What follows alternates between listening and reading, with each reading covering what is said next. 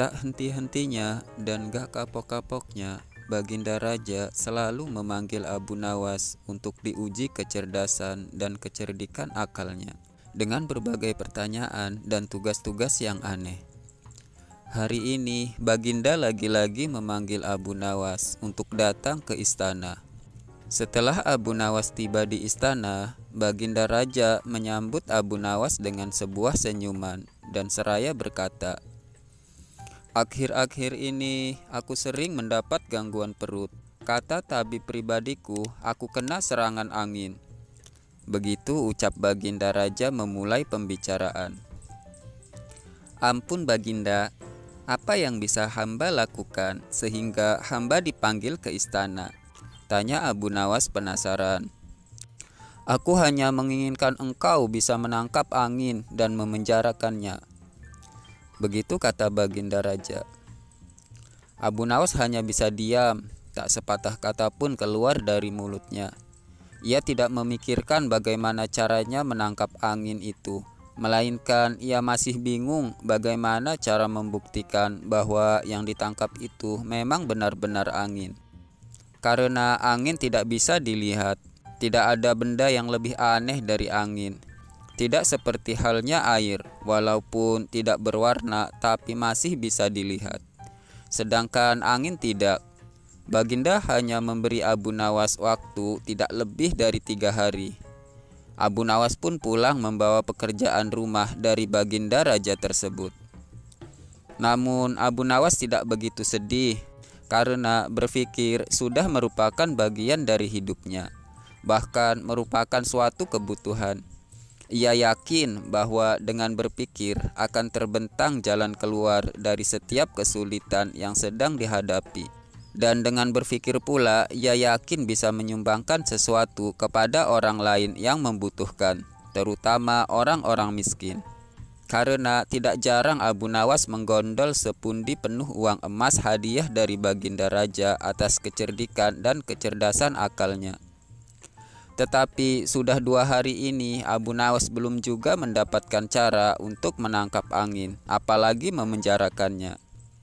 Sedangkan besok adalah hari terakhir yang telah ditetapkan Baginda Raja. Abu Nawas hampir putus asa. Abu Nawas benar-benar tidak bisa tidur walaupun hanya sekejap. Mungkin ini sudah takdir, sepertinya kali ini Abu Nawas harus menjalani hukuman karena gagal melaksanakan perintah dari Baginda Raja. Keesokan harinya, ia berjalan santai menuju istana. Di sela-sela kepasrahannya kepada takdir, ia teringat akan sesuatu, yaitu Aladin dan jin dalam lampu wasiatnya. Bukankah jin itu tidak terlihat? Begitu gumam Abu Nawas di dalam hatinya. Ia berjingkrak-jingkrak kegirangan dan segera berlari untuk kembali ke rumah lagi sebelum pergi ke istana. Sesampainya di rumah, ia secepat mungkin menyiapkan segala sesuatunya, kemudian menuju ke istana kembali. Di pintu gerbang istana, Abu Nawas langsung dipersilahkan masuk oleh para pengawal karena Baginda sudah menunggu kehadirannya. Dengan tidak sabar, Baginda langsung bertanya kepada Abu Nawas.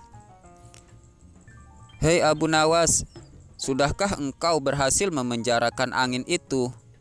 tanya Baginda penasaran. "Sudah Paduka yang mulia," jawab Abu Nawas dengan muka berseri-seri sambil mengeluarkan botol yang sudah disumbatnya. Kemudian Abu Nawas menyerahkan botol itu kepada Baginda Raja. Baginda menimang-nimang botol itu dan berkata, "Mana angin itu, hai Abu Nawas?" tanya Baginda Raja. "Ada di dalam, wahai Baginda yang mulia," jawab Abu Nawas tanpa ragu.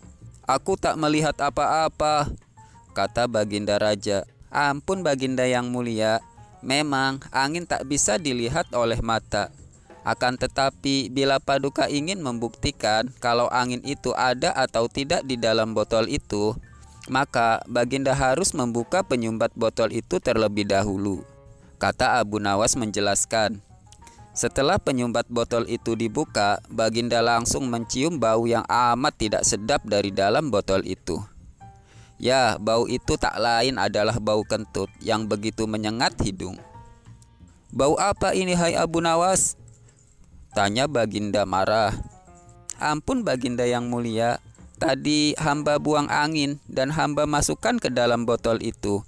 Karena hamba takut angin yang hamba buang itu keluar, maka hamba memenjarakannya dengan cara menyumbat mulut botol itu," kata Abu Nawas ketakutan. Tetapi Baginda tidak jadi marah karena penjelasan Abu Nawas memang masuk akal. Dan untuk kesekian kalinya, Abu Nawas bisa lolos dari ujian yang diberikan oleh Baginda Raja. Dan akhirnya Abu Nawas pun diberikan hadiah oleh Baginda Raja sekantung uang emas.